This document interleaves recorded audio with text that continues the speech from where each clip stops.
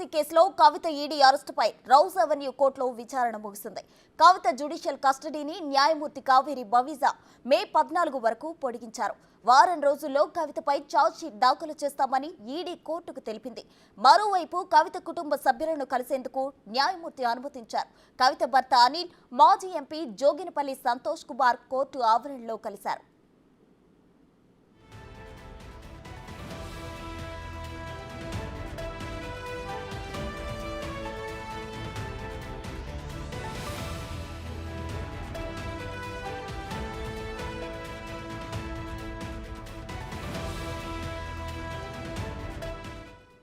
Delhi liquor policy కేసులో కవిత ED అరెస్టుపై Rouse Avenue కోర్టులో విచారణ ముగిసింది.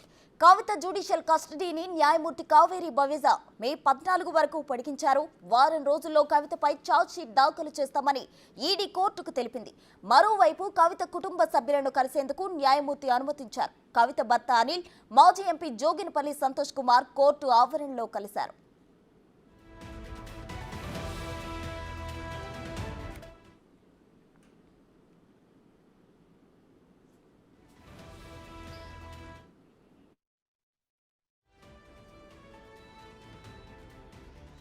ఢిల్లీ లిక్కర్ పాలసీకి సంబంధించి మనీ లాండరింగ్ కేసులో భాగంగా గోవాకు చెందిన వినోద్ చౌహాన్ 3 రోజుల కస్టడీ ముగిసింది.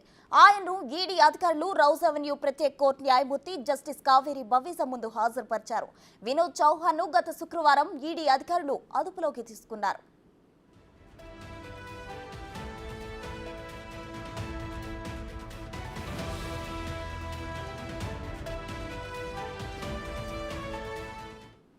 ఇదే అంశానికి సంబంధించి మరింత సమాచారం మా ప్రతినిధి శివ ఢిల్లీ నుండి లైవ్ లో అందించడానికి సిద్ధంగా ఉన్నారు. శివ, చెప్పండి. అటు కవిత జ్యుడిషియల్ కస్టడీ ముగిసింది. అయితే మే 14 వరకు కుటుంబ సభ్యులు కలవడానికి కోర్టు అనుమతించింది. ఇటు చౌహాన్ కి కూడా గత శుక్రవారం ఈడీ అధికారులు అదుపులోకి తీసుకున్నారు. అయితే 3 రోజుల కస్టడీ ముగిసింది. ఓవరాల్ డీటెయిల్స్ ఏంటి శివ?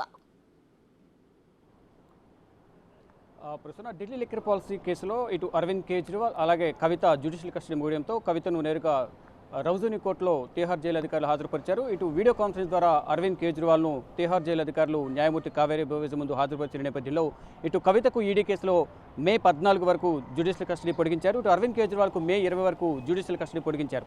మరోవైపు కవిత తరపున వారి కుటుంబ సభ్యులు కోర్టుకు వచ్చిన సందర్భంలో వారి కుటుంబ సభ్యులను కలిసేందుకు అనుమతి ఇవ్వాలంటూ కూడా కవిత తరపు న్యాయవాదులు వాదనలు వినిపించారు. వాదనలు వినిపించిన నేపథ్యంలో వారి కుటుంబ సభ్యులు భర్త అనిల్, అలాగే మాజీ ఎంపీ జోగినపల్లి సంతోష్ భార్య రోహిణి, మరొక కజిన్ను కలిసేందుకు కవితకు అనుమతి ఇచ్చారు. మరోవైపు కవిత భర్త తీసుకొచ్చిన ఆహారాన్ని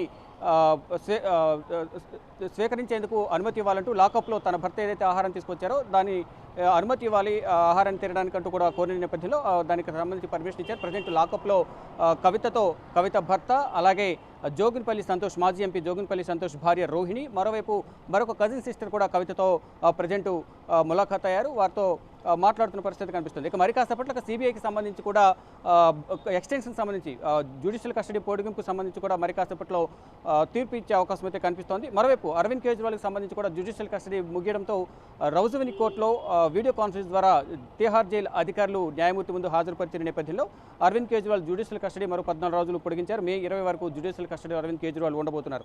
మరోవైపు అరవింద్ కేజ్రీవాల్కి సంబంధించి తన అరెస్ట్ అనేది చట్టవిరుద్ధంగా జరిగిందనే దానిపై సుప్రీంకోర్టును ఆశ్రయించారు. మరోవైపు బెయిల్ పిటిషన్ సంబంధించి మధ్యంతర బెయిల్ పిటిషన్ సంబంధించి కూడా ఇక్కడ వాదనలు కొనసాగుతున్నాయి. ప్రజెంట్ ఉదయం మధ్యాహ్నం 1 గంట వరకు కూడా దీనిపై వాదనలు కొనసాగాయి. మళ్ళీ ఇప్పుడు ఈడీ తరపున అసిస్టెంట్ సొలిసిటర్ జనరల్ ఎస్వి రాజు తన వాదనలు వినిపిస్తున్నారు. అరవింద్ కేజ్రీవాల్కు బెయిల్ మంజూరు చేయదు, బెయిల్ మంజూరు చేయడం ద్వారా సాక్ష్యాలను తారుమారు చేస్తారు, అందరికీ చట్టం అనేది ఒకే విధంగా ఉంటుందంటూ వాదనలు వినిపిస్తున్న పరిస్థితి కనిపిస్తోంది.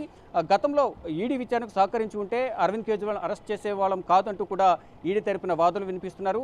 అంటే ఎన్నికలు ఉన్నాయి కాబట్టి 5 సంవత్సరాలకు ఒకసారి ఎన్నికలు వస్తాయి కాబట్టి అరవింద్ కేజ్రీవాల్కు బెయిల్ మంజూరు చేస్తే ఏమవుతుందంటూ కూడా జస్టిస్ సంజీవ్ ఖన్నా కూడా ఈడీని అడిగిన పరిస్థితి కనిపిస్తోంది. ఇక మొత్తంగా చూసుకుంటే ప్రజెంట్ ఇంకా ఈడీ తరపున వాదనలు వినిపిస్తున్నారు.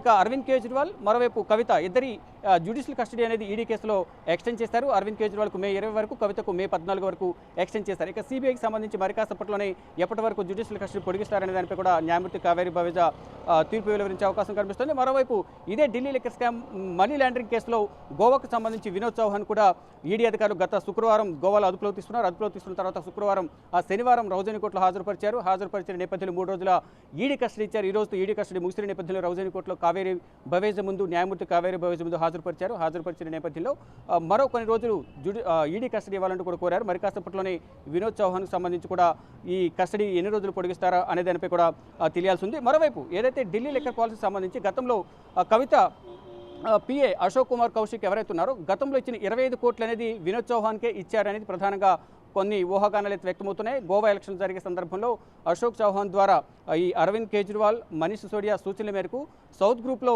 ఏదైతే ముందుగా 25 కోట్లు ఎవరైతే ఇచ్చారో ఇటు మాగుంట రాఘవరెడ్డి, మాగుంట శ్రీనివాసరెడ్డి ఇచ్చిన ఒకసారి 15 కోట్లు, మరొకసారి 10 కోట్లు ఏవైతే ఇచ్చారో ఆ 25 కోట్లు అభిషేక్ బోయిన్పల్లి, అశోక్ కుమార్ కౌశిక్ ద్వారా విజయనగర్కి వెళ్ళి అక్కడ నుంచి గోవా ఎన్నికల్లో 2022లో వినియోగించారు. ఆ సొమ్ము అనేది వినోద్ చౌహాన్కి ఇచ్చారనేది ప్రధానంగా ఈడీ కొన్ని అభియోగాలు నమోదు చేసింది. అభియోగాల నేపథ్యంలోనే, ఆరోపణల నేపథ్యంలోనే ఇటు వినోద్ చౌహాన్ కూడా అదుపులో తీసుకుని 3 రోజులు ఈడీ కస్టడీలో విచారించారు. మరికొన్ని రోజులు ఈడీ కస్టడీ పొడిగించాలంటూ కూడా కోరిన నేపథ్యంలో మరి కాసేపట్లోనే వినోద్ చౌహాన్కు ఎన్ని రోజులు ఈడీ కస్టడీ పొడిగిస్తారనేది కూడా చూడాల్సి ఉంది. For more videos like this, subscribe Big TV channel.